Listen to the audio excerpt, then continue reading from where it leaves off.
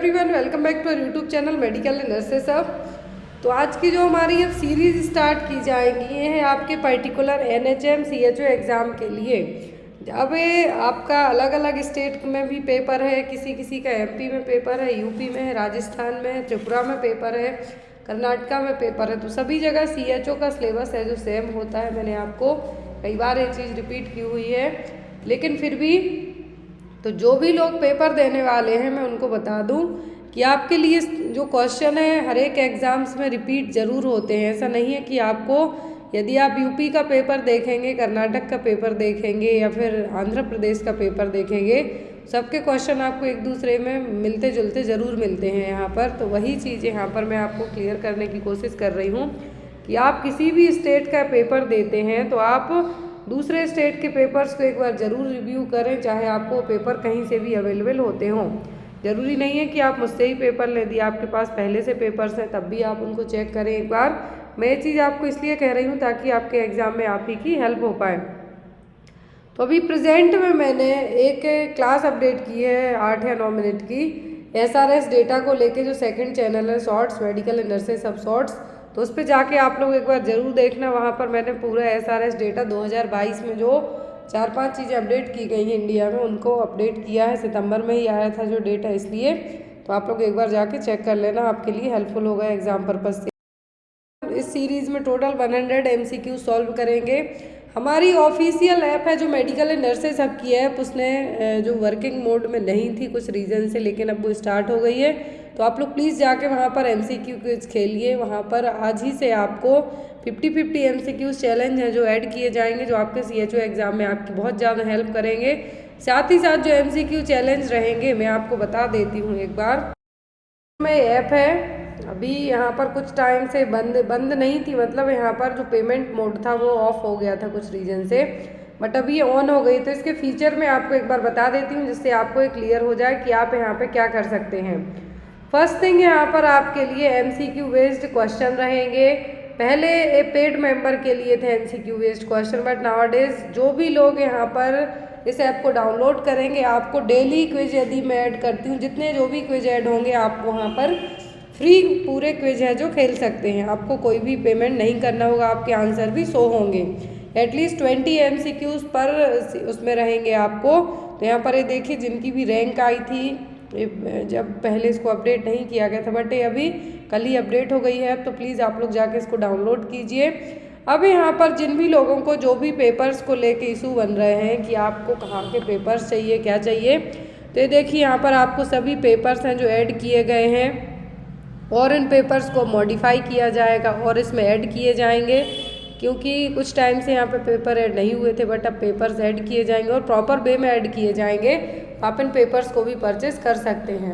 अब जो भी लोग पेपर्स परचेस नहीं कर पाएंगे उनके लिए यहाँ पर सबसे अच्छा ऑप्शन ये है कि आप 6 महीने में यदि 4 से 5 जगह तक के पेपर देते हैं तो आपने यदि 1 टाइम 6 मंथ की मेंबरशिप ले लिया, आपको 83 रुपये पर डे ही पड़ेगा, ज़्यादा महंगा तो नहीं है यहाँ पर, या फिर 1 साल की ले लिया आपने। सॉरी फॉर दैट कि जिन्होंने पहले मेंबरशिप ली थी उनके कुछ रीज़न से, लेकिन जिन्होंने पहले मेंबरशिप ली थी जिनकी पेमेंट हो गई थी वो सभी PDF को डाउनलोड कर पा रहे थे, उनके कोई भी डाउट्स नहीं थे इस चीज़ को लेके, क्योंकि मैं खुद इस चीज़ के लिए है जो टेस्टिंग करती रहती हूँ कि जिनके पहले पैसे कट गए उनको PDF मिली या नहीं, तो ऐसा नहीं हुआ है। तो यहाँ पर जो लोग मेंबरशिप लेंगे, जो लोग 1 मंथ की लेंगे, मैं उनको बता दूं कि आप कोई भी PDF डाउनलोड नहीं कर पाएंगे। अब जो PDF की बात हो रही है तो ये वाली PDF है, यहाँ पर एटलीस्ट 20 से 25 टाइप के पेपर्स की PDF ऐड की गई हैं। जो लोग 1 मंथ की मेंबरशिप लेंगे इस ऐप में तो उनके लिए यहाँ पर ओनली आप रीड आउट कर सकते हैं, आपको डाउनलोड का एक्सेस नहीं दिया जाएगा। लेकिन जो लोग 6 महीने या फिर 12 महीने की लेंगे वो हर एक PDF 6 महीने तक, जब तक आपका सब्सक्रिप्शन एलिजिबल रहेगा, आप कोई सी भी PDF ऐड होगी वो आप डाउनलोड कर पाएंगे। और अब इस ऐप में आपको जो भी प्रीवियसली पेपर हुए हैं स्पेशली 2022 में, वो पेपर आपके 3 दिसंबर तक में भी परसों तक पूरे पेपर सेट कर दिए जाएंगे जितने भी मेरे पास अवेलेबल होंगे।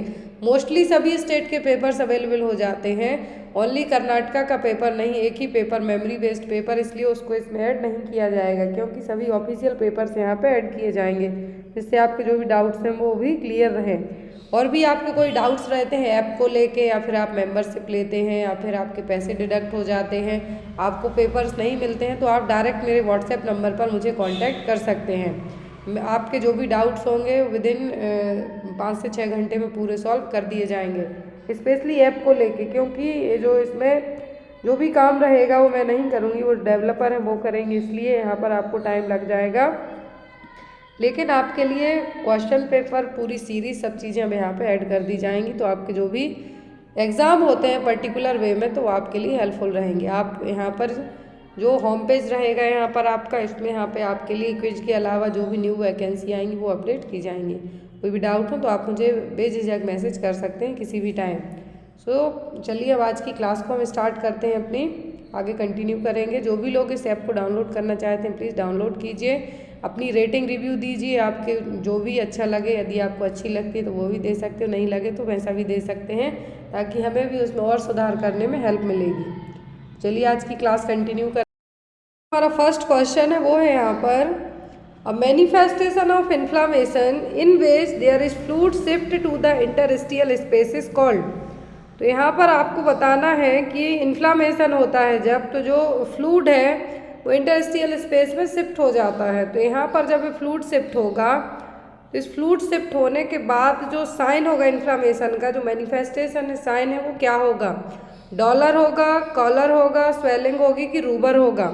कौन सा साइन देखने को मिलेगा जब इस तरीके की सिचुएशन डेवलप होती है? तो यहाँ पर आप किसको मार्क करेंगे? तो इन्फ्लामेशन की जो स्टेज है वो भी हम यहाँ पे पढ़ेंगे, लेकिन जो साइन आपको देखने को मिलेगा, क्योंकि फ्लूइड शिफ्ट हुआ है, तो फ्लूइड शिफ्ट होने के कारण जो साइन डेवलप होगा वो होगा स्वेलिंग। क्या होगी? स्वेलिंग। ऑप्शन में डॉलर, कॉलर, स्वेलिंग, रूबर। अब यहाँ पर कार्डिनल साइन होते हैं इन्फ्लामेशन के, स्पेशली 4 माना जाता है, लेकिन यहाँ पर 5 कार्डिनल साइन है, ये देखने को मिलेंगे। फर्स्ट साइन होता है रूबर, जिसको हम रेडनेस कहेंगे। आपको कहीं पर भी इवन पिंपल भी हो रहा होगा इन्फ्लामेशन के कारण, या फिर कुछ भी हो रहा होगा, पहले आपको उस एरिया में रेडनेस देखने को मिलेगी, जिसको हम रूबर कहेंगे। That means increase the blood flow ज़्यादा होने के कारण ऐसा हो रहा है। दूसरा होगा ट्यूमर, जिसको हम क्या कहेंगे? Swelling. That means oxidation of fluid. यहाँ पर जो क्वेश्चन में है आपके कि फ्लूइड शिफ्ट हो रहा है वही है।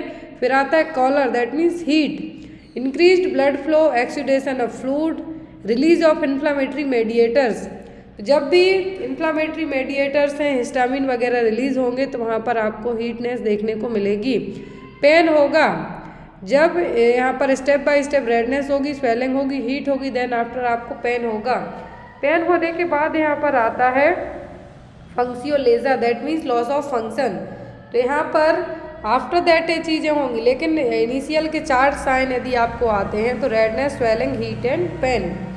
तो क्यों हो रहे हैं? तो ये भी यहाँ पे आपको पता है कि ये क्यों हो रहे हैं। रेडनेस हो रही है ब्लड फ्लो ज़्यादा होने के कारण, स्वेलिंग हो रही है, फ्लूइड ट्रांसफ़र हो रहा है, हीट हो रहा है। क्यों? क्योंकि ब्लड फ्लो भी हो रहा है, फ्लूइड भी शिफ्ट हो रहे हैं, और साथ ही साथ जो इन्फ्लामेटरी मेडिएटर्स हैं जो रिलीज होंगे केमिकल्स, उसके कारण होगा। लास्ट वन होगा पेन।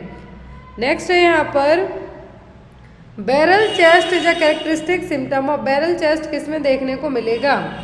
ऑप्शन में न्यूमोथोरेक्स, ब्रोंकिएक्टेसिस, एम्फाइमा या फिर एम्फाइसेमा। अब ये चारों टर्म आपको एग्जाम में आते हैं, ऐसा नहीं है कि एग्जाम में आपको नहीं आते हैं। ये चारों टर्म आपको एग्जाम में आते हैं। सबसे ज़्यादा न्यूमोथोरेक्स आपको एग्जाम में लिखा हुआ मिलेगा, आता ही आता है। तो यहाँ पर जो बैरल चेस्ट है, चेस्ट का शेप है कैसा रहेगा? बैरल शेप में रहेगा। तो ये देखने को मिलता है एम्फाइसेमा में। ये देखिए नॉर्मल चेस्ट का शेप ऐसा होगा, लेकिन जो बैरल चेस्ट वाले जो एम्फाइसेमा के पर्सन होंगे उसमें चेस्ट का शेप ऐसा देखने को मिलेगा। ये क्लासिकल साइन है किसका? एम्फाइसेमा का। और एम्फाइसेमा में होता क्या है कि जो लंग की कंडीशन है, जो एयर सैक्स होते हैं स्पेशली एल्वुला, ये क्या हो जाते हैं? डैमेज हो जाते हैं। एम्फाइमा में पस का कलेक्शन होगा। ब्रोंकियोक्टेसिस है, जो ब्रोंकियोटाइसिस है और ब्रोंकियोक्टेसिस दोनों डिफरेंट हैं। जो यहाँ पर ब्रोंकियोक्टेसिस में क्या होगा? जो एयरवे है लंग्स के, क्या है यहाँ पर? जो एयरवे है लंग्स के, इनमें एनलार्जमेंट देखने को मिलेगा। कभी कभी इसमें बहुत ज़्यादा लंबे टाइम तक आपको खांसी वगैरह रहेगी, ज़रूरी नहीं है कि आपको डायरेक्ट टीबी निकले, हो सकता है ये भी निकल सके, न्यूमोथोरेक्स। तो यहाँ पर ये चारों डिसीज़ एग्जाम में आपको आती हैं, रेस्पिरेटरी सिस्टम को अफेक्ट करने वाली हैं।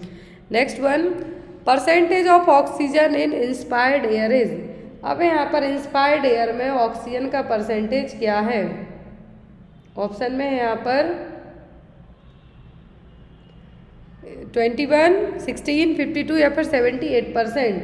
तो यहाँ पर इंस्पायर्ड एयर में यदि हम ऑक्सीजन की बात करते हैं तो ऑक्सीजन है 21%। एक्सपायर्ड इंस्पायर्ड दोनों में अलग अलग है। यहाँ पर इंस्पायर्ड एयर पूछा है, इंस्पायर्ड में 21 रहेगा, एक्सपायर्ड पूछे तो 16। नाइट्रोजन सेम है, इंस्पायर्ड में भी एक्सपायर्ड में भी 79। बाकी अदर गैसेस हैं, कार्बन डाइऑक्साइड इंस्पायर्ड में 0.04, एक्सपायर्ड एयर में बात करें हम तो कितना 4%। नेक्स्ट है यहाँ पर, और आपको मैंने अभी जैसा बताया कि इंस्पायर्ड यदि ऑक्सीजन पूछे तो 21 को मार्क करना आपको, 21 को, और एक्सपायर्ड एयर पूछे तो 16 को, 16% को। नेक्स्ट है यहाँ पर, in a person having normal ECG report finding the sinus rhythm starts at the.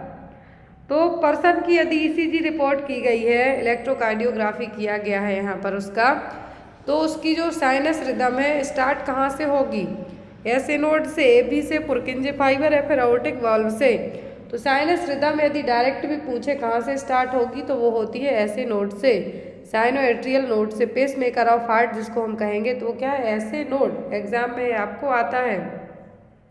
Next है यहाँ पर, in human the thirst centre is located in the. तो ह्यूमन में थर्स्ट सेंटर कहाँ पर रहेगा? ऑप्शन में है यहाँ पर एड्रिनल कॉर्टेक्स, पॉन्स, हाइपोथैलेमस या फिर मेडुला ऑब्लोंगेटा। तो ह्यूमन में जो थर्स्ट सेंटर है ये कहाँ पर रहेगा? ये होता है आपका हाइपोथैलेमस में। कहाँ पर? हाइपोथैलेमस में। और यहीं पर आपका थर्स्ट सेंटर के अलावा आपका टेम्परेचर रेगुलेटरी सेंटर भी रहेगा। Next one, parathyroid hormone acts to. तो पैराथायरॉयड हार्मोन है जो किस तरीके से काम करेगा, या फिर इसका फंक्शन हम जिसको कह सकते हैं, तो किस तरीके से काम करेगा parathyroid hormone? Decreased calcium absorption in the gut, decrease calcium absorption in the renal tube, increase plasma calcium level या फिर इंक्रीज ऑस्टियोब्लास्ट एक्टिविटी। तो किस में है जो यहाँ पर पैराथायरॉयड हार्मोन है प्रॉपर तरीके से काम करेगा? तो जो पैराथायरॉयड हार्मोन है प्लाज्मा लेवल को बढ़ाने का काम करेगा। किसके लिए? प्लाज्मा लेवल बढ़ाएगा। क्या बढ़ाएगा इसमें? कैल्शियम को। जो प्लाज्मा है उसमें क्या करेगा? कैल्शियम की वैल्यू और लेवल को बढ़ाने का काम करेगा। नेक्स्ट वन है यहाँ पर, enzyme heparin and histamine are secreted by. दो एंजाइम है यहाँ पर, हेपेरिन है और हिस्टामिन है, इसको कौन सीक्रेट करेगा? ये क्वेश्चन जो यहाँ पर पेपर है ये स्पेशली CHO का ही पेपर है, जो कि according to as your syllabus के है। तो यहाँ पर आपको कोई भी डाउट नहीं होना चाहिए कि आपको ये क्वेश्चन एग्जाम में आते हैं या नहीं, क्योंकि ये CHO का ही पेपर है। तो एंजाइम जो हेपेरिन और हिस्टामिन, इनका सीक्रेशन कौन करेगा? Leucocytes, mast cells, fat cells या फिर RBC। हेपेरिन से आपको एग्जाम में क्वेश्चन आते हैं तो आपको एक सेपरेट क्लास करवाई जाएगी कल ही मॉर्निंग में, क्योंकि आपके हर एक एग्जाम में हेपेरिन से क्वेश्चन आते हैं, हेपेरिन वारफरिन से। तो हेपेरिन और हिस्टामिन ये दोनों एंजाइम रिलीज करेगा मास्ट सेल्स। कौन रिलीज करेगा? मास्ट सेल इसको रिलीज करेंगे। नेक्स्ट है यहाँ पर, the interval between the exposure to infection and the appearance of the first symptom is known as. आपकी बॉडी में कोई इन्फेक्शन एंटर होता है, आपकी बॉडी उसके बाद पहले लक्षण शो करेगी, साइन सिम्टम शो करेगी, तो वो क्या कहलाएगा? Latent period, sensitivity period, incubation period या फिर नन ऑफ द अबव। तो ऐसा इंटरवल पीरियड जब आपकी बॉडी में कोई इन्फेक्शन हो एंट्री करे और आपकी बॉडी लक्षण शो करे, सिम्टम शो करे, वो कहलाते हैं इंक्यूबेशन पीरियड। ये हर एक डिसीज़ का अलग अलग होता है, आपको एग्जाम में आता है, तो आपको पूरे डिसीज़ के एक बार जो भी इंक्यूबेटरी पीरियड है वो आपको याद रखना है, क्योंकि अलग अलग डिसीज़ के अलग अलग हैं। तो किसी एक पर्टिकुलर डिसीज़ में आपको कोई अदर साइन सिम्टम, जो अदर इंक्यूबेशन पीरियड है वो आपको नहीं लगाना है। नेक्स्ट वन, अब आपको जो इम्यूनाइजेशन सेक्शन आना है, आई थिंक 5 नंबर का त्रिपुरा में आने वाला है। इम्यूनाइजेशन प्रोग्राम से। तो यूनिवर्सल इम्यूनाइजेशन प्रोग्राम में जितनी वैक्सीन इंक्लूडेड है, कब एक्सपेंडेड प्रोग्राम आया है, कब कौन सी डिसीज़ को एलिमिनेट किया गया है इंडिया से, तो ये आपके सभी कम्युनिटी के क्वेश्चन हैं। तो यूनिवर्सल इम्यूनाइजेशन प्रोग्राम स्टार्ट किया गया था इंडिया में 1985 में। कब? 1985 में, 1985 में। Next one, Buck's extension belongs to a method of traction. तो ट्रैक्शन में क्या किया जाता है? एक्चुअल में बेट लगाया जाता है ताकि आपको सपोर्ट मिले। यदि आपको कहीं पर भी फ्रैक्चर हुआ है या फिर आपके किसी भी बॉडी पार्ट में अलग अलग टाइप के ट्रैक्शन होंगे, ज़रूरी नहीं कि बक्स ट्रैक्शन को आपके नेक के यहाँ पे यूज़ किया जाए, फिर शोल्डर के यहाँ पे यूज़ किया जाए। तो अलग अलग ट्रैक्शन होंगे जो कि अलग अलग जगह यूज़ किए जाएंगे। ऑप्शन में रसेल्स, मसल्स, स्केलेटन या फिर स्किन। तो बक्स एक्सटेंशन को कहाँ पर यूज़ किया जाएगा? तो ये यूज़ होते हैं स्किन में। यदि आपको ओनली ये देखिए इमेज से भी आपको क्वेश्चन आते हैं एग्जाम में कि कौन सा ट्रैक्शन यहाँ पे अप्लाई किया गया है, तो ये यहाँ पर बक्स एक्सटेंशन ट्रैक्शन। क्यों? क्योंकि यदि ओनली स्किन भी यहाँ पर ब्रोकन आउट हुई है, फ्रैक्चर हुआ है आपके लोअर लिम्ब में मान लो, लेकिन आपको ओनली स्किन यदि आपकी हो सकता है कि कुछ फ्रैक्चर हुए हैं, तो इसीलिए स्किन का फ्रैक्चर होने का मतलब है अंदर से बोन तो टूटी हुई है लेकिन ब्लीडिंग भी आपको हुई है, ओपन फ्रैक्चर जिसको कहेंगे। तो उस केस में इस तरीके के ट्रैक्शन यूज़ किए जाते हैं। नेक्स्ट है यहाँ पर the most common cause of blindness in India. ये क्वेश्चन हर एक CHO एग्जाम में आता है, NHM में। भारत में सबसे ज़्यादा अंधे होने का कारण क्या है?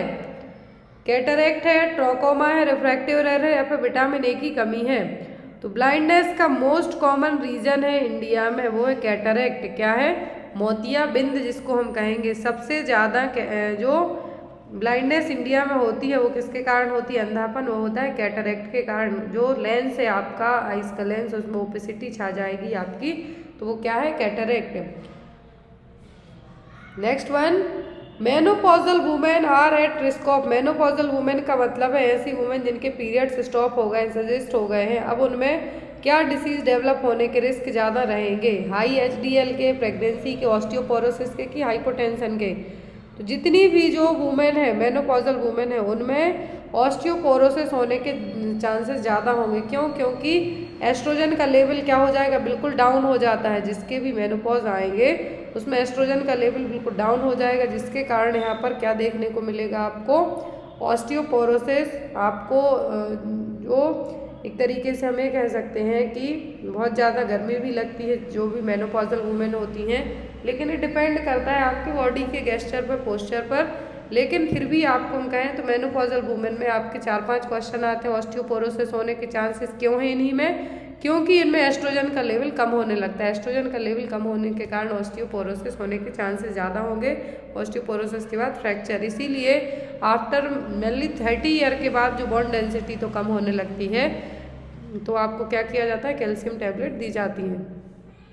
Next one, following committee is also known as health survey and development committee. तो कौन सी कमिटी को हेल्थ सर्वे और डेवलपमेंट कमिटी कहा जाता है? मुदलियार कमेटी को, श्रीवास्तव कमेटी को, मुखर्जी कमेटी को या फिर भोर कमेटी को? कौन सी कमेटी है जिसको हेल्थ सर्वे और डेवलपमेंट कमेटी कहा जाता है? तो वो है भोर कमेटी। कौन सी कमेटी? भोर कमेटी। टर्मिनल इल पेशेंट होते हैं, स्टेज ऑफ डेथ मतलब डेथ की कौन सी स्टेज में है, जो ये चीज़ वो डिनाई करेंगे, एक्सेप्ट नहीं करेंगे कि मैं नहीं हो सकता। ऑप्शन में है एक्सेप्टेंस, बार्गनिंग, डिनाइल या फिर एंगर। तो ये कुबलर रॉस थ्योरी के अकॉर्डिंग है। यहाँ पर कुबलर रॉस थ्योरी है जो ग्रीफ के लिए दी गई थी। तो यहाँ पर उसके अकॉर्डिंग यदि पेशेंट कहता है no not me, that means ये कौन सी स्टेज है डेथ की? Denial stage. पेशेंट इस चीज़ को डिनाई कर रहा है। यदि यहाँ पर 5 स्टेज पूछें ग्रीफ की, तो फर्स्ट क्या है? डिनाइल, दूसरा है एंगर, थर्ड है bargaining, fourth one is depression and last is acceptance. तो यहाँ पर आपको यदि स्टेप बाय स्टेप पूछें तो denial, anger, bargaining, depression, acceptance बताना है। यदि फर्स्ट पूछे स्टेज तो वो denial, second one is anger, third is bargaining. Patient negotiation type से करेगा, बार्गनिंग करेगा, डिप्रेशन आएगा एंड वो लास्ट एट लीस्ट पेशेंट क्या कर लेगा? उस चीज़ को एक्सेप्ट कर लेगा। तो क्या हो गई? कुबलर रॉस की थ्योरी हो गई, ग्रीफ के लिए दी गई थी जो। Next one is what is the ideal length of insertion of rectal suppository in an adult. तो यहाँ पर रेक्टल सपोजिटरी किसी एडल्ट को दी जाती है, तो जनरली रेक्टल सपोजिटरी दी जाती है जब भी पेशेंट को कुछ कॉन्स्टिपेशन हो रहा हो तब दी जाती हैं। तो यहाँ पर फीकल मटेरियल को सॉफ्ट करके बाहर निकालने के लिए भी ये दी जाती है, बच्चों में भी दी जाती हैं। तो यहाँ पर रेक्टल सपोजिटरी यदि दी जा रही, हो सकता कुछ मेडिसिन फॉर्मेट में भी सपोजिटरी दी जा सकती है रेक्टल। तो यहाँ पर रेक्टल सपोजिटरी यदि किसी एडल्ट में दी जा रही है तो कितनी लेंथ तक हमें इंसर्ट करना है। ऑप्शन में 4 inch beyond internal sphincter, 2 inch beyond internal sphincter, 10 inch beyond internal sphincter, 9 inch beyond the internal sphincter. तो यहाँ पर जब रेक्टल सपोजिटरी एडल्ट में पूछें तो कितना देना है, 4 inches beyond the internal sphincter. यदि यही चीज़ चिल्ड्रंस में पूछें तो 2 inch beyond the internal sphincter, और यदि इन्फेंसी में पूछे तो हाफ इंच। कितना, इन्फेंट पीरियड में पूछे तो हाफ इंच, चिल्ड्रन में पूछे तो 2 इंच और एडल्ट में पूछे तो 4 इंच। अब रेक्टल सपोजिटरी अलग अलग शेप साइज की हो सकती हैं, लेकिन मेनली जो रेक्टल सपोजिटरी जैसे कैंडल होती हैं उस टाइप से आती हैं, बट वो छोटे हैं। एक सपोजिटरी इस तरीके से आती हैं, यहाँ पर सिलेंड्रिकल शेप में रहती हैं क्योंकि इंसर्ट करना इजी रहता है। अब कोई भी मेडिसिन भी है जो रेक्टल रूट से सपोजिटरी के फॉर्म में हम इंजेक्ट कर सकते हैं, या फिर रेक्टम को खाली करवाना हो तब भी। लेकिन यदि लेंथ पूछें कि कितने लेंथ तक ही हमें इंसर्ट करनी है, तो एडल्ट में 4 इंच, बच्चों में 2 इंच और इन्फेंसी में half inch. Next one is a client should be seen first by the nurse who is preparing to make rounds. तो यहाँ पर एक नर्स है जो राउंड पर जाती है यदि अपने, तो कौन से क्लाइंट को सबसे पहले देखेगी। अ 50 year old with Cushing disease, a 70 year old with congestive heart failure, a 42 year old with resolving pancreatitis, a 2 year old with hand and foot syndrome। तो यहाँ पर फर्स्ट प्रायोरिटी और फर्स्ट आप कौन से पेशेंट को देखेंगे। तो यहाँ पर बात आती है अब कि इमरजेंसी किसके लिए है, तुरंत हमें सडनली किसको चेक करना है, कुशिंग डिसीज़ के पेशेंट को, या फिर 70 साल के कंजेस्टिव हार्ट फेलियर के पेशेंट को, या फिर 42 साल का जिसको पैंक्रेटाइटिस ठीक होते जा रहा है उसको, या फिर हैंड फुट सिंड्रोम वाले 2 साल के बच्चे को। तो यहाँ पर सभी वेट कर सकते हैं, लेकिन कंजेस्टिव हार्ट फेलियर का पर्सन ज़्यादा वेट नहीं कर सकता। तो यहाँ पर आपको क्या करना है, जिस पर्सन यदि आप राउंड पर जाते हैं तो आपकी फर्स्ट प्रायोरिटी होगी 70 year old with congestive heart failure का patient. Next one is which of the following sexually transmitted disease is a bacterial origin. तो इनमें से कौन सी सेक्सुअली ट्रांसमिटेड डिसीज है जो कि बैक्टीरिया के थ्रू होगी, syphilis, hepatitis B, trichomonas vaginitis या फिर स्कैबीज। तो यहाँ पर कौन सी है जो कि क्या है, यहाँ पर बैक्टीरियल ओरिजिन है, बैक्टीरिया के थ्रू होगी। तो हेपेटाइटिस बी वायरस से होगा, स्कैबीज ईच माइट इन्फेक्शन है। फिर बचता है यहाँ पर सिफिलिस, तो सिफिलिस ट्रिप्लोमा पैलिडियम के थ्रू, जो कि एक बैक्टीरिया है उसके थ्रू होने वाला सेक्सुअली ट्रांसमिटेड डिसीज होगी। ट्राइकोमोनास वेजाइनालिस है जो यहाँ पर वेजाइनाइटिस है, एक पैरासाइट ट्राइकोमोनास वेजाइनाइटिस के थ्रू होने वाली पैरासाइटिक इन्फेक्शन है। तो यदि sexually transmitted disease bacterial origin के थ्रू पूछी है तो क्या है, सिफिलिस, कॉजेटिव एजेंट क्या है, ट्रिप्नोमा पैलिडियम नाम का bacteria. Next one is which site is used to assess the status of circulation to lower arms and auscultate blood pressure. तो कौन सी साइट है जिससे असेस करेंगे हम, क्या सर्कुलेशन लोअर आर्म्स का, और वहीं पर ब्लड प्रेशर भी मेजर करेंगे, एपिकल, ब्रैकियल, टेम्पोरल या फिर एक्सिलरी। तो यहाँ पर ब्लड प्रेशर हम कहाँ पर ऑस्कल्टेट करेंगे, लोअर आर्म्स में सर्कुलेशन भी चेक कर रहे हैं, असेस कर रहे हैं हम, तो आप कहाँ पर करेंगे, ब्रैकियल। कौन सी साइट पर, ब्रैकियल में। नेक्स्ट है यहाँ पर in a hospital there are 4 patient who require attention of the nurse, whom of the following should the nurse attend first. तो यहाँ पर 4 पेशेंट हैं हॉस्पिटल में, तो एक नर्स है जो सबसे पहले किसको अटेंड करेगी, यहाँ पर भी प्रायोरिटी वाइज आपका पॉइंट आता है। ऑप्शन में है यहाँ पर 66 year old waiting to be discharge, 34-year-old asthma patient asking to ambulate, 66-year-old with pneumothorax complaining of shortness of breath, या फिर 21-year-old post operative patient complaining of pain। तो ऐसे केस में आपकी फर्स्ट प्रायोरिटी वाला पेशेंट कौन सा होगा, फर्स्ट आप किसको अटेंड करेंगे, उसके लिए कि वो डिस्चार्ज होने का वेट कर रहा है, दूसरा अस्थमा का पेशेंट है लेकिन वो एम्बुलेट के लिए कह रहा है, थर्ड है न्यूमोथोरेक्स है और साथ में वो कह रहा है कि उसको शॉर्टनेस ऑफ ब्रीथ की प्रॉब्लम हो रही है, लास्ट है यहाँ पर post operative patient pain complain कर रहा है कि उसको दर्द हो रहा है। तो ऐसे केस में आपकी प्रायोरिटी क्या होगी, तो यदि प्रायोरिटी वाइज की बात करें तो इसमें आते हैं, फर्स्ट आता है airway, second one is circulation. तो यहाँ पर इस तरीके का आपके लिए क्या है जो इसमें आपको चेक करना होगा, तो वो होगा आपका यहाँ पर ऑप्शन नंबर सी। आप किसकी सबसे पहले जो केयर करेंगे वो सबसे पहले अटेंड करेंगे, तो वो होगा न्यूमोथोरेक्स का पेशेंट जिसको शॉर्टनेस ऑफ ब्रीथ की प्रॉब्लम हो रही है। Next one is, in which of the following condition is blood transfusion Contra indicated. तो इनमें से कौन सी कंडीशन है जिसमें ब्लड ट्रांसफ्यूजन कॉन्ट्रा इंडिकेट होगा, दैट मीन्स कि हम ब्लड को ट्रांसफ्यूज नहीं कर सकते ऐसे पेशेंट में। ऑप्शन में congestive cardiac failure, haemophilia, haemorrhage या फिर ब्लीडिंग हेमरॉइड्स। तो टोटली कॉन्ट्रा इंडिकेट रहेगा किस केस में ब्लड को ट्रांसफ्यूज करना, तो हीमोफीलिया, हेमरेज, ब्लीडिंग हेमरॉइड्स में ब्लड ट्रांसफ्यूजन करना पड़ेगा, ज़रूरत पड़ेगी। और एक केस कॉन्ट्रा इंडिकेट नहीं है, इंडिकेटेड केस है, लेकिन कंजेस्टिव कार्डियक फेलियर के पेशेंट में है जो ब्लड ट्रांसफ्यूजन नहीं कर सकते। कुछ लिवर डिसीज़ के पेशेंट होंगे जिनमें हम क्या कर सकते हैं, ब्लड को ट्रांसफ्यूज नहीं कर सकते। ऐसे बहुत सारे कॉन्ट्रा इंडिकेशन है, कार्डियक फेलियर है, एंजाइना है, एमआई है और सेरिब्रोवैस्कुलर एक्सीडेंट हुआ है, या फिर साइनोटिक हार्ट डिसीज़ है, या फिर हाइपरटेंशन की ऐसी प्रॉब्लम है कि जो कंट्रोल में ही नहीं आ रही है, तो ऐसे केस में ब्लड ट्रांसफ्यूजन कॉन्ट्रा इंडिकेट रहेगा। या फिर फ्लूइड ओवरलोड की प्रॉब्लम हो रही है तब भी है जो हम क्या कर सकते हैं, ब्लड को ट्रांसफ्यूज नहीं कर सकते हैं। Next one is, name the scientist who first observed and reported the bacteria. तो उस साइंटिस्ट का नाम बताइए जिन्होंने पहली बार बैक्टीरिया को रिपोर्ट किया था, Antonie van Leeuwenhoek, Kircher, von Plenciz या फिर फ्रैक्टोरिस। तो कौन है जिन्होंने पहली बार बैक्टीरिया को ऑब्जर्व करके रिपोर्ट किया था, तो वो थे Antonie van Leeuwenhoek. Next one is, the division of bacterial cells and the exponential increase in their number are indicative of which phase. तो यहाँ पर बैक्टीरियल सेल की डिवीजन के लिए एक फेज वाइज फेज स्टेज होती है।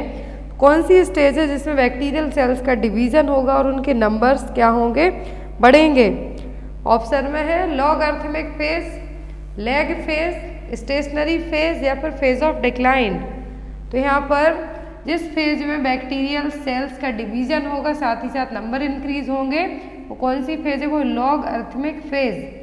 ये देखिए यहाँ पर 4 फेज होती हैं generally. First is lag phase जिसमें number increase in number of living bacterial cells. तो यहाँ पर लैग फेज में क्या होगा, बैक्टीरियल सेल्स में कोई भी तरीके के नंबर्स है जो इंक्रीज नहीं होंगे, no increase in number of living bacterial cells. जो फर्स्ट फेज होगी लैग फेज, लॉगरिथम है लिविंग बैक्टीरियल सेल्स के लिए डिवीजन को लेके। लैग फेज यदि पूछते हैं तो इसमें कोई भी सेल्स के नंबर है जो बैक्टीरियल सेल्स के नहीं बढ़ेंगे। जो लॉगरिथमिक फेज आती है इसमें क्या होगा, लॉग फेज में exponential increase in number of living bacterial cells. तो जो लॉगरिथमिक फेज होगी इसमें क्या होगा, बैक्टीरियल सेल्स के नंबर भी बढ़ेंगे डिवीजन होने के बाद। थर्ड स्टेज आती है stationary phase, plateau in number of living bacterial cells, rate of cells division and death रफली इक्वल। तो यहाँ पर नंबर बढ़ने के साथ साथ जो सेल्स की डेथ है वो दोनों चीज़ें इक्वल होंगी, नंबर बढ़ेंगे भी और डेथ भी होगी। लास्ट आती है डिक्लाइन फेज और डेथ फेज, जिसमें लिविंग बैक्टीरिया हैं उनकी सेल्स के नंबर क्या होंगे, धीरे धीरे कम होगी, इसके लिए इसका नाम भी क्या दिया गया है, डिक्लाइन फेज। तो यहाँ पर लैग फेज में बैक्टीरिया के नंबर सेल्स हैं जो नहीं बढ़ रही हैं बैक्टीरियल सेल्स। लॉग फेज में डिवीजन होगा, सेल्स नंबर में बढ़ेंगी। स्टेशनरी फेज में बैक्टीरियल सेल्स जितनी नंबर बढ़ेगा उतनी उनकी डेथ भी होगी, इक्वल रहेगा। लास्ट आती है जिसमें ओनली डेथ होगी, बैक्टीरियल सेल्स की जो नंबरिंग है वो क्या होगी, कम होगी। Next one is in the left occiput anterior foetal position the heart sound is located at. तो यदि foetus left occipital anterior position में है, फीटल हार्ट साउंड कहाँ पर लोकेट होगा? ऑप्शन में है middle of the span umbilical line of same side, around the umbilicus, back towards the mother's flank on the same side, या फिर below the umbilicus. तो यहाँ पर यदि अम्ब्लाइकस क्या है, ऑक्सीपिट एंटीरियर फीटल पोजीशन में है, left occiput anterior foetal position में है, तो हार्ट साउंड कहाँ पर लोकेट होगा? Middle of the spine umbilical line at the same side. ये क्वेश्चन यहाँ पर एग्जाम में आते हैं, यदि फीटल नॉर्मल पोजीशन में है तो कहाँ पर आपको हार्ट साउंड है जो उसका लोकेट होगा या फिर सुनाई देगा, या फिर अदर पोजीशन में। तो next one is the most common preventable complication of abdominal surgery is. तो जितनी भी एब्डोमिनल सर्जरी होती हैं जिसका मोस्ट कॉमन कॉम्प्लिकेशन कौन सा है? Fluid and electrolyte imbalance, thrombophlebitis, urinary retention, या फिर एटेलेक्टेसिस। जितनी भी एब्डोमिनल सर्जरीज होती हैं उनमें सबसे ज़्यादा कॉमन कॉम्प्लिकेशन माना जाता है वो होता है एटेलेक्टेसिस। क्या होगा? लंग्स का कोलैप्स होना। जो डायफ्राम है उसके अपर पार्ट में, जो डायफ्राम क्या करता है, एब्डोमिनल कैविटी और चेस्ट कैविटी दोनों को अलग अलग करता है। लेकिन जब भी जनरली जो एब्डोमिनल सर्जरीज होती हैं तो जो एटेलेक्टेसिस है और लंग कोलैप्स की प्रॉब्लम है मोस्ट कॉमनली कंसीडर की जाती है। या तो कॉम्प्लिकेशन भी हम इसको मान सकते हैं, लेकिन ये मोस्टली देखने को जरूर मिलेगी जब भी एब्डोमिनल सर्जरी होती है, तो इसीलिए लंग्स के लिए भी चेक करके रखा जाता है। तो एटेलेक्टेसिस का मतलब क्या है? लंग्स कोलैप्स या फिर लंग्स का सिकुड़ना। तो या तो एक लोब सिकुड़ सकता है, पूरे लंग्स सिकुड़ सकते हैं, कुछ भी हो सकता है। Next one is which of the following infection is an airborne viral infection. तो इनमें से कौन सा है जो एयरबॉर्न और वायरल इन्फेक्शन है? वूफिंग कफ, स्ट्रेप्टोकोकल सोर थ्रोट, डिप्थीरिया, या फिर influenza.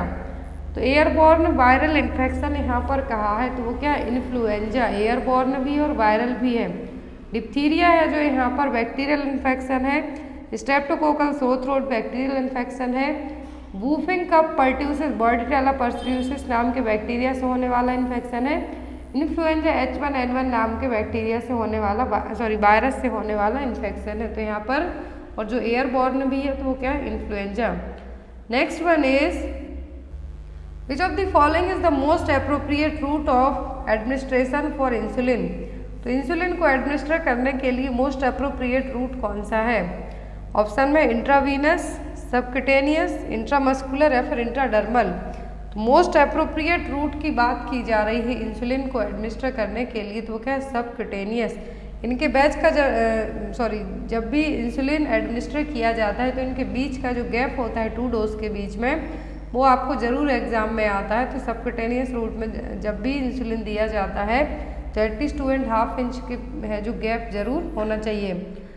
Next one is which of the following vaccine is administered to the newborn within 12 hour of birth. जिनमें से कौन सी वैक्सीन है डिलीवरी होने के बाद बेबी को, यदि 12 आवर बस हुए हैं डिलीवरी को, बेबी डिलीवर होने के लिए, बेबी को विद इन 12 घंटों के अंदर कौन सी वैक्सीन लगाई जाएगी? Rota virus, measles, hepatitis B, या फिर रुबेला। तो यहाँ पर जो MMR वैक्सीन है 9 मंथ कंप्लीट करने के बाद दी जाती है। रोटा वायरस दी जाती है 6, 10 एंड 14 वीक्स में। हेपेटाइटिस बी, BCG और ओरल पोलियो वैक्सीन तीनों दी जाती हैं at the time of birth. तो यहाँ पर 12 आवर की बात हो रही है, तो विद इन 12 आवर में कौन सी वैक्सीन हम देंगे? Hepatitis B vaccine. नेक्स्ट बने जो हेपेटाइटिस बी वैक्सीन है जो दी जाती है बच्चे को, यदि बच्चे का वेट 2 kg तक ना हो तब हेपेटाइटिस बी वैक्सीन नहीं दे सकते। एग्जाम में क्वेश्चन आता है निडल प्रिक इंजरी हुई है हेपेटाइटिस बी के पेशेंट से, तो कितने घंटे के अंदर प्रोफाइलैक्टिक ट्रीटमेंट लेना है? विद इन 72 घंटों के। और हेपेटाइटिस बी है जो यदि बच्चे का वजन at the time of birth 2 kg से भी कम है तब हमें इंतजार करना होगा जब तक बच्चे का वजन 2 किलो है जो 2 kg से ज़्यादा ना हो जाए। तो यहाँ पर आपको ये पॉइंट्स भी याद रखना है। Next one is which of the following is not a type of conflict. तो कॉन्फ्लिक्ट का मतलब होगा कि हमें ये चीज़ भी चाहिए वो चीज़ भी चाहिए, दोनों चीज़ें चाहिए इस तरीके से। कॉन्फ्लिक्ट का टाइप कौन सा नहीं है? ऑप्शन में इंटरपर्सनल, मैनिफेस्ट, इंट्रापर्सनल या फिर इंट्रा ग्रुप।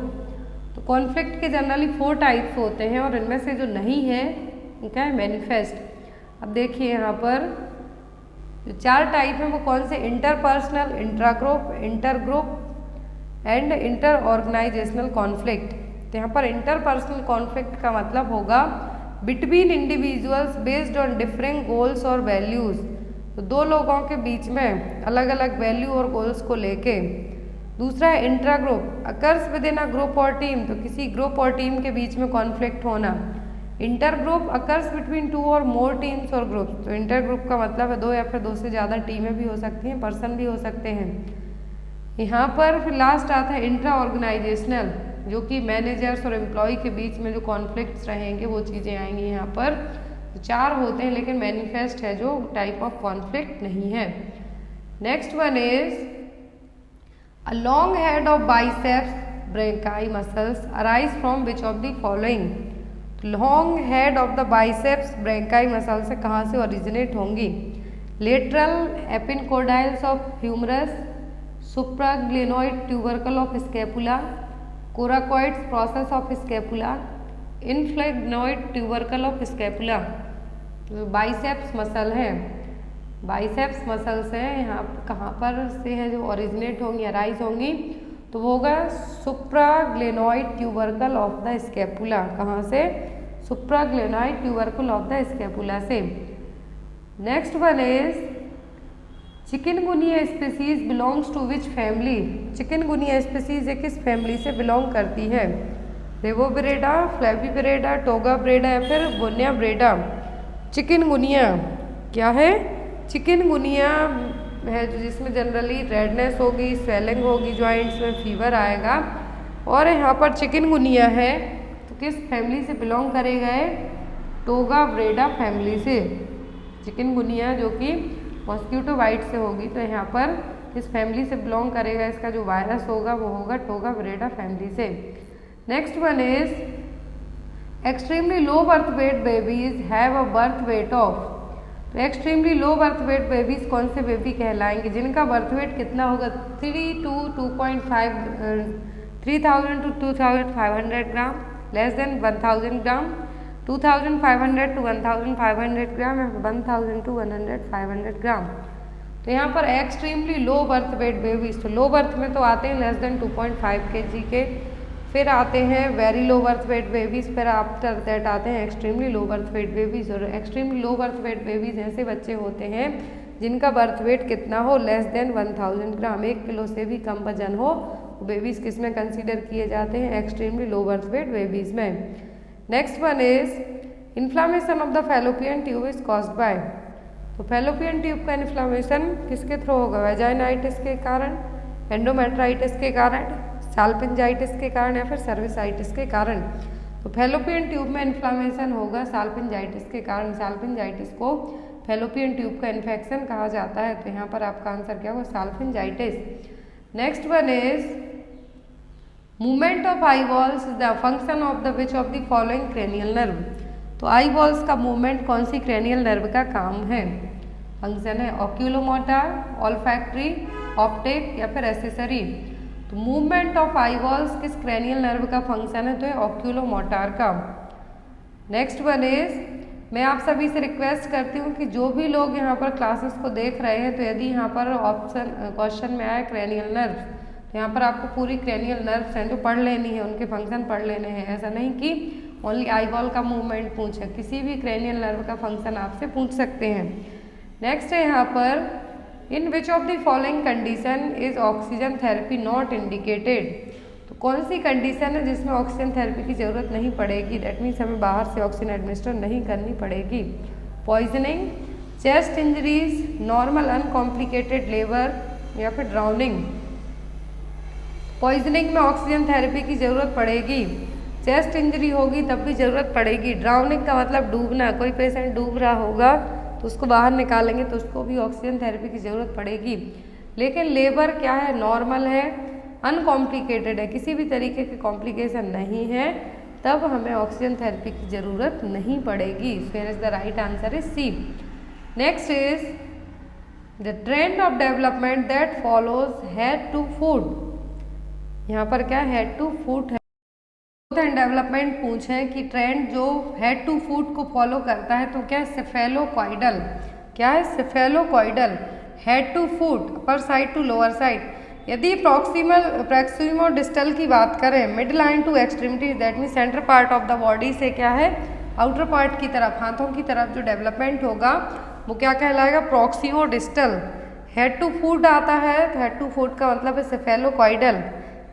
हेड का मतलब क्या है यहाँ पर, सेफेलिक, तो सेफेलोकॉइडल यदि है तो हेड टू फूट। और यदि यहाँ पर बात की जाती है प्रॉक्सिमो डिस्टल की, तो प्रॉक्सिमो डिस्टल का मतलब है centre part of the body to outer part of the body, midline to extremities. Next one is which of the following injection is routinely administered to a newborn to prevent the bleeding. तो इनमें से कौन सा injection है newborn baby को routinely administer किया जाता है ब्लीडिंग प्रिवेंट करने के लिए। ऑप्शन में है इंजेक्शन विटामिन के, मिथिलीन अर्गोमेट्रिन, सोडा बाइकार्बोनेट या फिर कैल्शियम ग्लूकानेट। तो जो इंजेक्शन न्यूबॉर्न बेबी को ब्लीडिंग से प्रिवेंट करने के लिए दिया जाता है वो कौन सा है, विटामिन के इंजेक्शन। कौन सा है, vitamin K injection. Next one is which of the following is not a characteristics of cell wall of a gram positive bacteria. तो ग्राम पॉजिटिव बैक्टीरिया की जो सेल वॉल है उनका कैरेक्टरिस्टिक फीचर कौन सा नहीं है। ऑप्शन में है यहाँ पर absent sulphur containing amino acid, absent lipids, absent teichoic acid या फिर थिक सेल वॉल। तो यहाँ पर क्या है जो फीचर नहीं है, वो है यहाँ पर एब्सेंट टेक्योकिक एसिड। क्या है, एब्सेंट टेक्योकिक एसिड, जो कि ग्राम पॉजिटिव बैक्टीरिया की सेल वॉल में नहीं पाया जाता, बाकी ये सभी चीज़ें प्रेजेंट रहेंगी। Next one is with the ordinary stethoscope the fetal heart sound can be detected earliest between which week of pregnancy। यदि ऑर्डिनरी स्टेथोस्कोप की बात की जा रही है तो फीटल हार्ट साउंड कितने वीक की प्रेगनेंसी में सुन सकते हैं, डिटेक्ट कर सकते हैं, 24 to 26 weeks, 6 to 8 weeks, 18 to 20 weeks या फिर 8 to 10 वीक्स। तो बिटवीन कितने वीक की प्रेगनेंसी के बीच में, तो यदि कोई ऑर्डिनरी स्टेथोस्कोप की बात करें हम तो 18 से 20 वीक की प्रेगनेंसी में फीटल हार्ट साउंड को डिटेक्ट कर सकते हैं। Next one is the normal axillary temperature of a newborn is between which of the following. Normal axillary temperature कितना होगा न्यूबॉर्न का, 30 से 32 डिग्री सेल्सियस, 40 से 42 degree Celsius, 32.5 to 34 degree Celsius और 36.5 to 37 डिग्री 37 डिग्री सेल्सियस। तो axillary temperature की बात हो रही हो वो भी normal axillary temperature newborn baby का कितना होगा, 36.5 to 37.4 डिग्री सेल्सियस। ये क्या है, नॉर्मल बॉडी टेम्परेचर है न्यूबॉर्न बेबी का। नेक्स्ट वन है यहाँ पर the disorder of recurrent pulling out one's on hair is called. तो ऐसा डिसऑर्डर आपको बताना है जिसमें पर्सन अपने खुद के ही बालों को खींच देगा, तो वो कौन सा डिसऑर्डर कहलाएगा,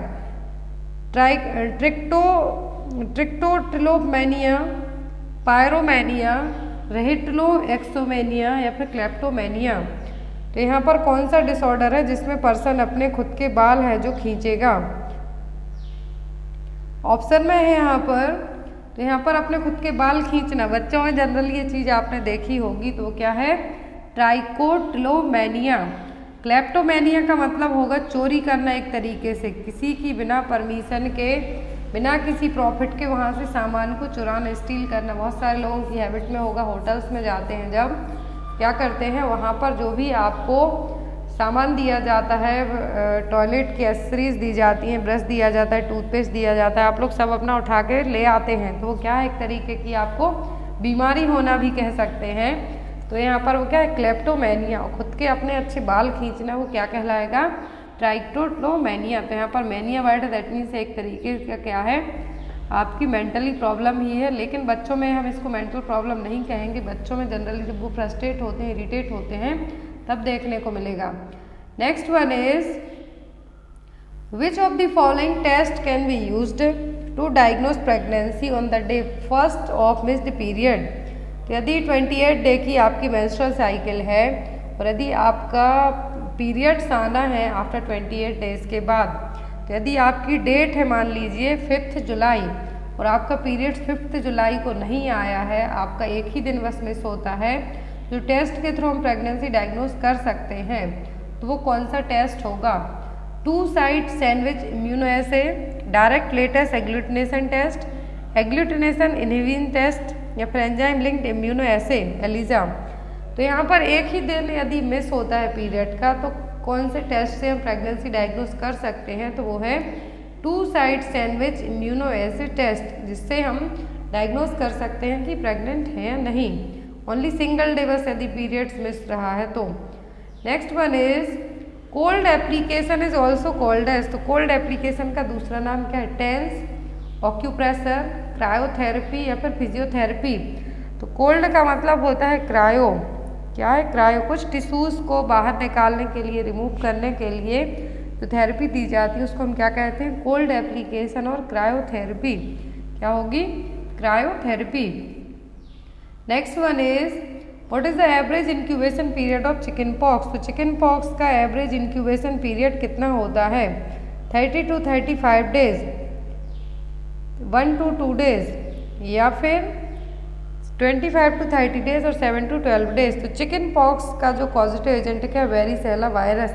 यहाँ पर वेरिसेला, जिसमें वेरिसेला, चिकन पॉक्स का दूसरा नाम क्या है? वेरिसेला भी, जिसको हम कहेंगे हाईली कंटेजियस डिसीज है। इंक्यूबेशन पीरियड का मतलब है कि वेरिसेला आपकी बॉडी में एंटर हो गया, आपकी बॉडी ने जो भी साइन सिम्टम्स किए वो क्या कहलाएगा यहाँ पर? Incubation period. और चिकन पॉक्स का कितना होता है? 7 to 12 days, 1 week to 2 week भी हम कह सकते हैं। नेक्स्ट है यहाँ पर जो स्कैब का फॉर्मेशन होता है वो भी चिकन पॉक्स के जो ब्लिस्टर फॉर्म होते हैं उन्हीं में देखने को मिलेगा। Next one is which of the following is a long term effect of medical complication of alcoholism. तो यहाँ पर कौन सा है जो यदि लंबे टाइम तक आपने दारू पी, लंबे टाइम तक दारू पी, उसके बाद आपको मेडिकल कॉम्प्लिकेशन होगा, तो उसके लिए हम क्या कहेंगे? डेलीरियम ट्रेमर्स, कोर्साकॉफ साइकोसिस, डिप्रेशन या फिर पेरोनिया। तो यहाँ पर वर्निक्स कोर्साकॉफ साइकोसिस नाम हमने पढ़ा है, दोनों चीज़ें देखने को मिलेगी, लेकिन कोर्साकॉफ साइकोसिस है जो मोस्टली देखने को मिलेगी किसमें? जिस पर्सन ने यदि सडनली क्या कर दिया हो, लोग लॉन्ग टर्म तक, ऐसा नहीं कि 8-10 दिन शराब पिए और उनको कोर्साकॉफ साइकोसिस हो जाए, और जो लोग लॉन्ग टर्म तक, क्रॉनिक टाइम तक क्या कहेंगे? एल्कोहलिज्म का मतलब है यहाँ पर शराब पिएंगे, दारू पिएंगे, तो उसके बाद जो यहाँ पर डेलीरियम ट्रेमर्स है, विड्रावल सिम्टम है, जब उनकी शराब अचानक से आप छुड़वा देते हैं तो जो उनकी बॉडी रिएक्ट करेगी वो क्या होगा? Delirium tremors. लेकिन यहाँ पर यदि कॉम्प्लिकेशन की बात की जाए एल्कोहलिज्म की, यदि विड्रावल सिम्टम पूछते हैं एल्कोहलिज्म का तो वो होगा delirium tremors, option number A. लेकिन यदि कॉम्प्लिकेशन पूछते हैं मेडिकल कॉम्प्लिकेशन तो एल्कोहलिज्म का, वो क्या होगा? कोर्साकॉफ साइकोसिस। अब यहाँ पर जो लोग लंबे टाइम तक क्या करेंगे? शराब पिएंगे, दारू पिएंगे, तो उनमें थियामिन की कमी होगी, और जब थियामिन की कमी होगी तो ब्रेन के जितने भी टिश्यूज होंगे उनमें इस्कीमिया होगी, सेल डेथ देखने को मिलेगी, जिसके कारण वर्निक्स, जिसमें जनरली एक तरीके की क्या है? कन्फ्यूजनल स्टेट है, ऑप्थेल्मोप्लेजिया देखने को मिलेगा, अटैक्सिया देखने को मिलेगा। आफ्टर दैट कोर्साकॉफ साइकोसिस आएगा। तो यदि कोर्साकॉफ साइकोसिस आपसे पूछते हैं किसका, या फिर कोर्साकॉफ सिंड्रोम, तो कोर्साकॉफ सिंड्रोम में क्या होगा? एमनेसिया होगा, कन्फेबुलेशन होगा और मेंटली सिम्टम भी देखने को मिलेंगे। तो कोर्साकॉफ साइकोसिस क्रॉनिक एल्कोहलिज्म का कॉम्प्लिकेशन है, और डेलीरियम ट्रीमर्स विड्रावल सिम्टम है एल्कोहलिज्म का। यदि कोई लंबे टाइम से शराब पी रहा है, उसकी अचानक से आप शराब छुड़वाते हैं किसी भी मेडिसिन के थ्रू, तो उसकी बॉडी कुछ रिएक्ट करेगी, या फिर आप उसको पीने ही नहीं देंगे तो उसकी बॉडी के जो सिम्टम्स शो होंगे वो क्या कहलाएंगे? विड्रावल सिम्टम्स, और वो क्या होगा? Delirium trimmers. लेकिन कॉम्प्लिकेशन पूछते हैं तो कोर्साकॉफ साइकोसिस, वर्निक्स एन्सेफेलोपैथी, ये सभी किसके कॉम्प्लिकेशन है? लॉन्ग टर्म तक शराब पीने के, एल्कोहलिज्म के।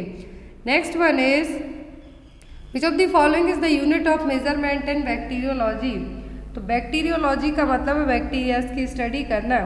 बैक्टीरियोलॉजी में कौन सी यूनिट है जो मेजरमेंट के लिए यूज़ की जाती है? न्यूटन, जूल, माइक्रोन या फिर पास्कल।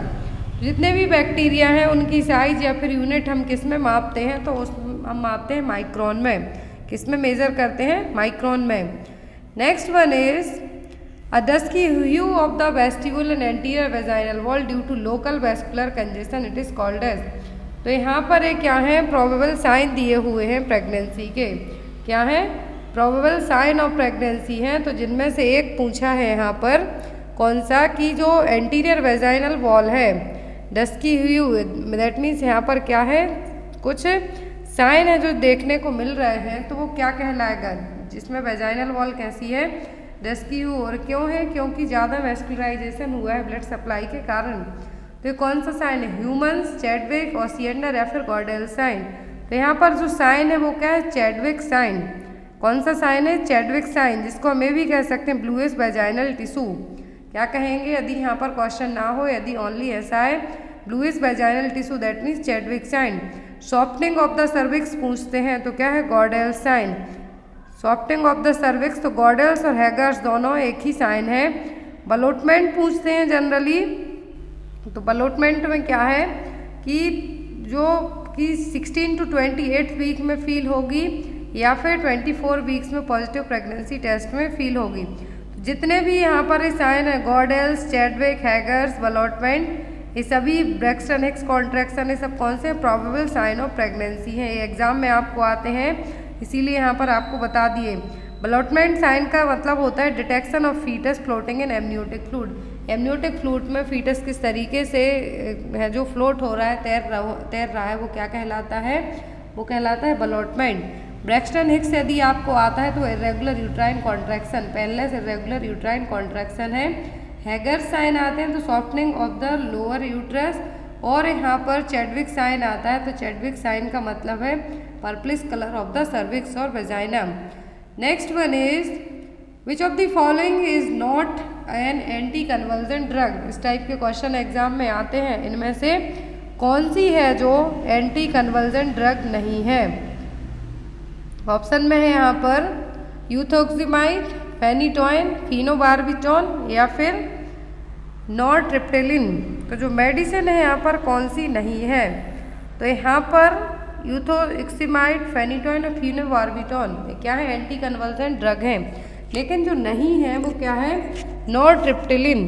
नॉरट्रिप्टेलिन है जो कि जनरली मार्केट में पैम्योलर नाम से अवेलेबल होती है और डिप्रेशन, न्यूरोपैथिक पेन, ADHD और स्मोकिंग सजेशन और एंजाइटी को ट्रीट करने के लिए यूज़ की जाती है। तो यहाँ पर आपको याद रखना है कि जो मेडिसिन है ये generally tricyclic anti depressant medicine है।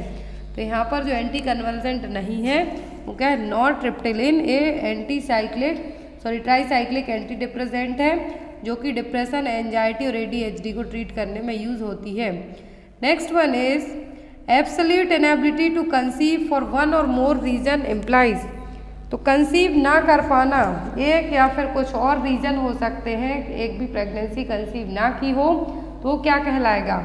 इम्पोर्टेंस, इनफर्टिलिटी, फर्टिलिटी या फिर स्टेरिलिटी। तो यहाँ पर एक भी बच्चा कंसीव ना कर पाना, इनेबिलिटी टू एब्सोल्यूट इनेबिलिटी मतलब कभी भी कंसीव नहीं किया है, तो ये क्या कहलाएगा? तो यहाँ पर जो ऑप्शन में है ये सभी आपको मिलते जुलते लगेंगे, लेकिन ऐसा नहीं है। इम्पोर्टेंस का मतलब होता है जनरली इम्पोर्टेंस मैन में देखने को मिलेगी और इसमें कुछ फिजिकल इश्यूज के कारण भी इम्पोर्टेंस हो सकती है। हिंदी में कहें तो इसको हम क्या कह सकते हैं? नपुंसकता। लेकिन यहाँ पर लॉस ऑफ लिबिडो भी हम टर्म यूज़ कर सकते हैं। इनफर्टिलिटी का मतलब होगा कि एक या फिर कुछ अदर रीजन से आप प्रेगनेंसी कंसीव नहीं कर पा रहे हैं। दो रीजन, प्राइमरी भी हो सकता है, सेकेंडरी हो सकता है। प्राइमरी में ये होगा कि आपने पहले कभी प्रेगनेंसी है जो कंसीव की बात करें तो ऐसी वुमेन जिसने कभी भी कोई भी प्रेगनेंसी कंसीव नहीं की है, couple has never produced a pregnancy. Secondary में प्रीवियसली प्रेग्नेंट हुई है लेकिन एट द टाइम ऑफ अभी रिसेंट में कंसीव नहीं कर पा रही, तो वो क्या होगा? Secondary infertility. फिर आता है फर्टिलिटी। फर्टिलिटी का मतलब होगा कैपेबिलिटी टू कंसीव, कंसीव करने की क्षमता। जो कि फर्टाइल ग्रुप कहलाते हैं, वो क्या कहलाएगा? फर्टिलिटी। फिर आता है स्टेरिलिटी। तो स्टेरिलिटी के लिए जो वर्ड यूज़ होगा वो क्या कहलाता है? इसको हम हिंदी में कहें तो यहाँ पर प्रजनन असमर्थ, जैसे मैन में इम्पोर्टेंस है वैसे ही फीमेल में जो टर्म यूज़ किया जाता है वो क्या कहलाता है? Sterility. Next one is what is the site of preferred pain when pain is arising from the cervix?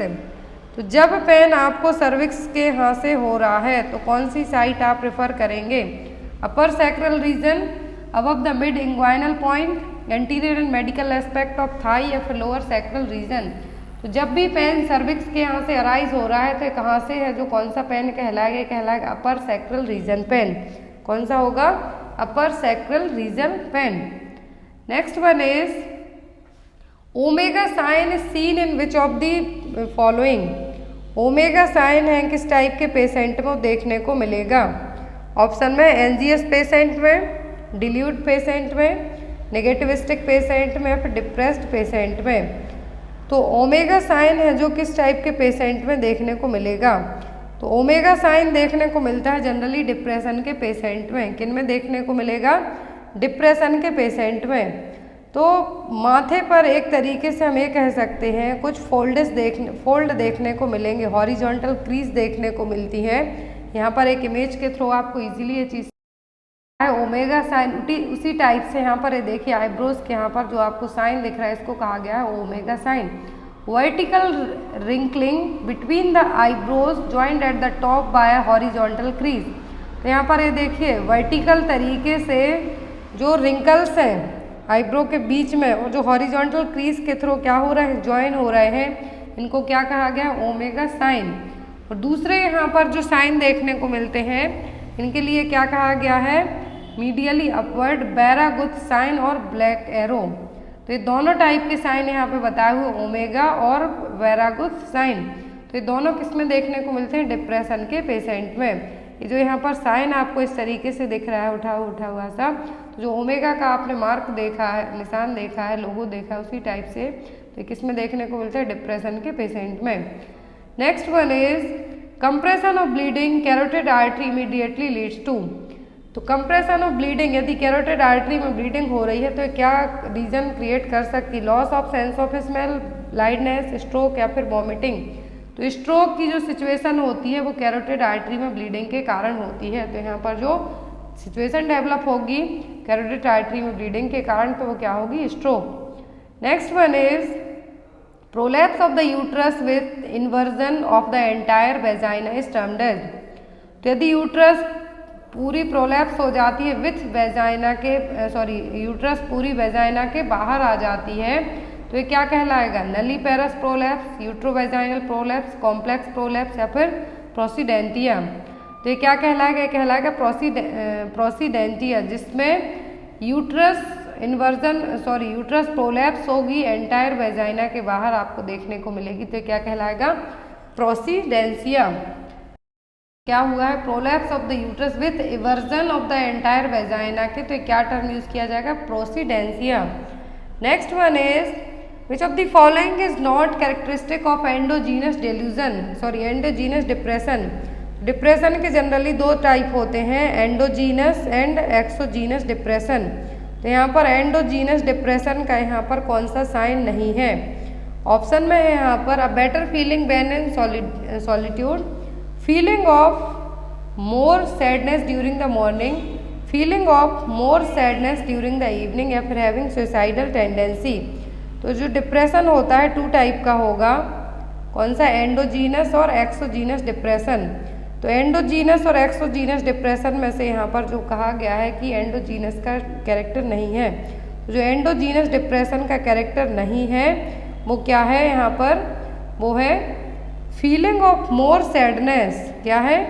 Feeling of more sadness during the evening. ये किस में देखने को मिलेगा? ये देखने को मिलेगा जो एक्सोजीनस डिप्रेशन होंगे उसमें। एंडोजीनस और एक्सोजीनस डिप्रेशन में क्या होगा कि जो एंडोजीनस डिप्रेशन होंगे इसमें पर्सन को बेटर फील होगा यदि वो अच्छे इन्वायरमेंट में चले जाते हैं। उनको सैडनेस जनरली मॉर्निंग टाइम में फील होगी। सुसाइडल टेंडेंसी के ख्याल भी उनके दिमाग में आएंगे, जिसमें एंडोजीनस में और इस टाइप के पर्सन में जनरली केमिकल का इम्बैलेंस तो होगा ही, साथ ही साथ इनमें अपने जीने की क्षमता भी वो खत्म करना चाहते हैं। लेकिन जो एक्सोजीनस होते हैं वो कुछ एक्सटर्नल, किसी की लव्ड वन की डेथ हो जाए या फिर कुछ इस तरीके के कारण होंगे। लेकिन सबसे ज़्यादा जो दोनों टाइप के डिप्रेशन कभी कभी पर्सन में एक सेम टाइम में भी देखने को मिल सकते हैं, एंडोजीनस और एक्सोजीनस। और जो एंडोजीनस है ज़्यादा खतरनाक है एज़ कम्पेयर टू एक्सोजीनस के, क्योंकि एक्सोजीनस वाले पर्सन में जो डिप्रेशन होता है वो मेडिसिन के थ्रू ठीक हो जाता है, लेकिन जो एंडोजीनस वाले पर्सन होते हैं इनमें सीधे सुसाइड करने के थॉट्स ही दिमाग में आना स्टार्ट हो जाते हैं, तो ये ज़्यादा डेंजर होगा एज़ कम्पेयर टू एक्सोजीनस के। Next one is oedema is the sign in which of the following nutritional disorder. तो ओडिमा किस न्यूट्रिशनल डिसऑर्डर का साइन है? मरासमस, क्वासियोरकर, न्यूट्रिशनल ड्वार्फिज्म या फिर अंडरवेट। ओडिमा देखने को मिलता है क्वासियोरकर के पेशेंट में, किसमें? क्वासियोरकर के पेशेंट में, जो एक डिफरेंट क्रिएट करेगा जो साइन, वो क्या होगा? ओडिमा और स्वेलिंग। Next one is